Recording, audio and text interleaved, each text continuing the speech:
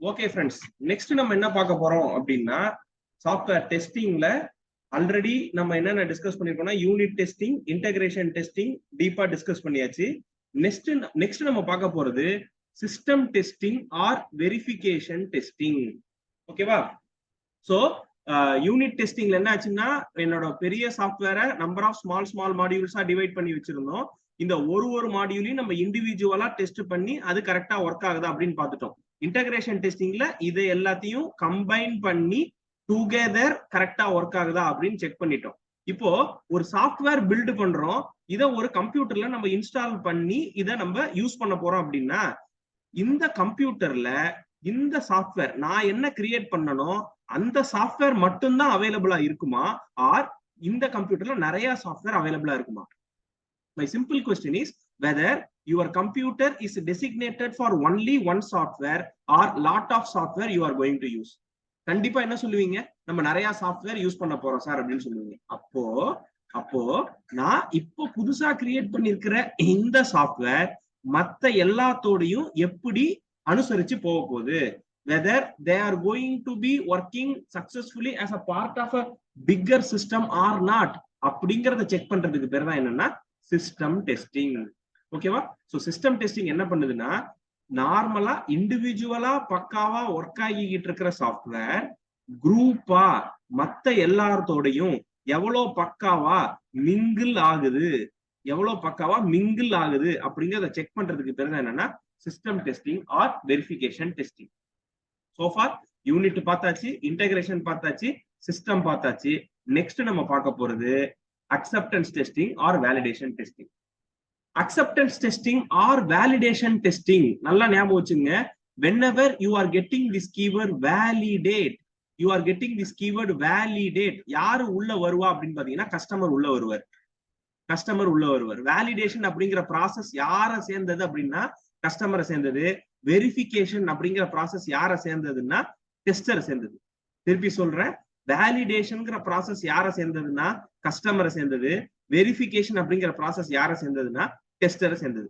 சரி சார், இந்த கஸ்டமர் வராரே அவர் என்ன சார் பண்ணுவார் அப்படின்னா இனிஷியலா இந்த சாஃப்ட்வேரை டெவலப் பண்றதுக்காக ஒரு செட் ஆஃப் ரெக்குவயர்மெண்ட்ஸை கொடுத்திருப்பாரு. என்ன பண்ணிருப்பாரு? இனிஷியலா ஒரு செட் ஆஃப் ரெக்குவயர்மெண்ட்ஸை கொடுத்திருப்பாரு. இப்ப ஃபைனலா அவர் கையில நம்ம இந்த சாஃப்ட்வேரை தரோம்.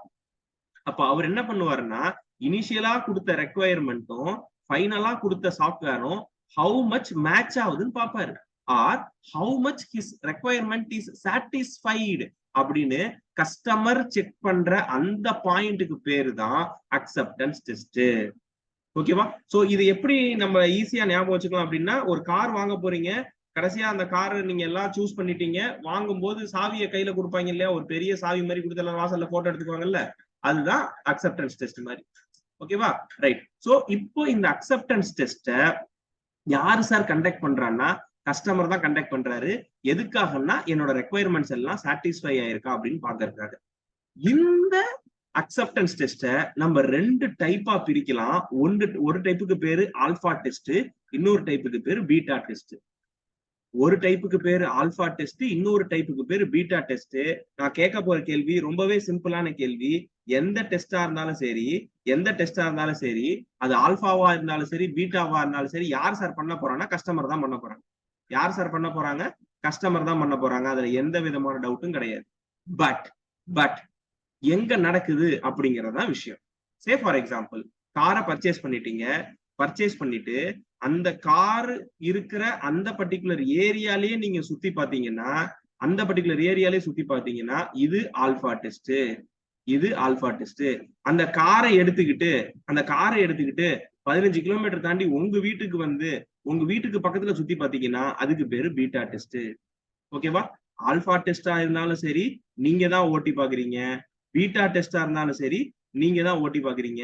அப்ப டெஸ்ட யார் சார் பண்றான்னா கஸ்டமர் தான் பண்றாங்க. எது மாறுதுன்னு ஒரு கேள்வி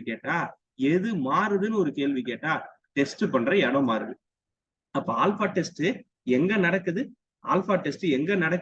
டெவலப்பர் சைட்ல நடக்குது. பீட்டா டெஸ்ட் எங்க நடக்குது? கஸ்டமர் சைட்ல நடக்குது. இதை ஈஸியா ஒரு நிமோனிக் வழியா ஞாபகம் வச்சுக்கலாம். ஹிஸ்டரி சப்ஜெக்ட் நீங்க சின்ன வயசுல படிச்சிருப்பீங்க. History subject. அதுல பிஃபோர் கிரைஸ்ட் பிசி அப்படின்னு ஒரு வார்த்தை வரும், அந்த மாதிரி ஏடி அப்படிங்கிற ஒரு வார்த்தை வரும். படிச்சிருக்கீங்களா? சோ பிசி beta test done by customer at customer site. Alpha test done by customer at developer site. ஓகேவா? கான்செப்ட் புரிஞ்சிருச்சா? யார் சார் பண்ற டெஸ்ட்? யார் பண்றா? 2 டெஸ்டும் யார் பண்றா?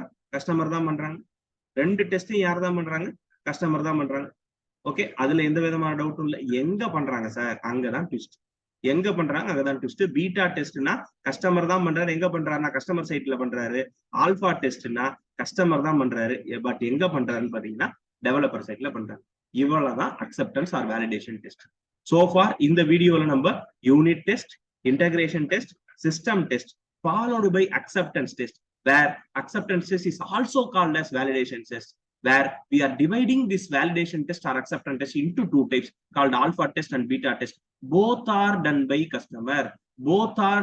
customer, but alpha test is done at a developer side and beta test is developed at customer side. Okay, தெளிவா உங்களுக்கு புரிஞ்சிருக்குன்னு நினைக்கிறேன். Compulsory mark my words, 2 marks compulsory from this one video itself. Okay, stay tuned. Tomorrow we are going to discuss about regression test and performance test. Okay, please do note down all the topics. You will definitely clear this exam. My best wishes. Thank you so much.